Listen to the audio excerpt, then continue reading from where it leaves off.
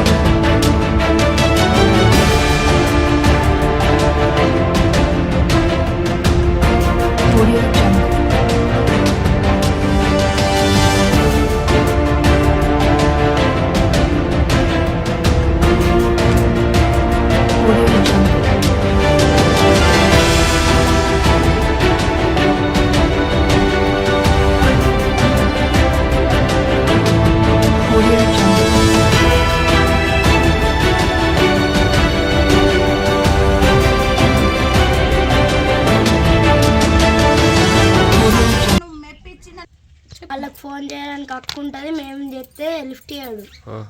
బడి మీద అసలుకే దింపాడు. ఎన్నైనా చూసినా కూడా మందలు ఇయ్యాడు. రాత్రి పూట వస్తాడు,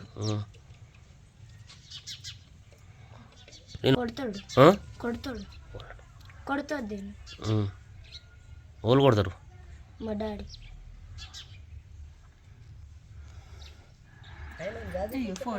ఎందుకు కూర్చున్నావు చెప్పమ్మా. నా పేరు స్వప్న సార్. నా కొడుకు పేరు మౌర్య, మా భర్త పేరు వెంకటేష్. నేను వాళ్ళ ఇంటికాడ కూర్చున్నా. ఇప్పుడు కట్కూరు నారాయణ వాళ్ళ తండ్రి పేరు. 2015లో పెళ్లి చేసుకున్నాడు. ప్రేమించి పెళ్లి చేసుకున్నాడు. 2015లో 2015లో ప్రేమించి చేసుకున్నాడు. 2020లో కేసు పెట్టిన పెళ్లి చేసుకొని అబద్ధం ఆడిండని ఒప్పేసి సాక్షి సంతకం మంచిగా చూసుకుంటాడని చెప్పడానికి ఆయన. మళ్ళీ 6 నెలలకు బాగా గొడవలు అయితే మా అమ్మ తీసుకొని వచ్చినాక రోజు రాత్రి రావడం, రాత్రి 11-12 గంటలకు రావడం, 2 గంటలకు పోవడం. ఏమన్నా అంతే, అంతకుమించి నన్ను వాడుకున్నాడు అంతే.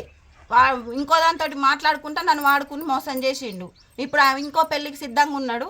ఆయన పెళ్లి చేసుకుంటుండు కదా, నన్ను 10 ఏళ్ల కిందట ఎట్లా నన్ను దొంగ పెళ్లి చేసుకొని మా ఇంటికి దొంగతనంలో వచ్చిండో అదే నాకు అట్లా కాదు. నాకు 10 సంవత్సరాల కింద నేను ఎట్లున్నానో అట్లా ఆయన పెళ్లి చేసుకుని అంటే నాకు పెళ్లి చేసి ఆయన ఏమన్నా పెళ్లి చేసుకొని అంతే.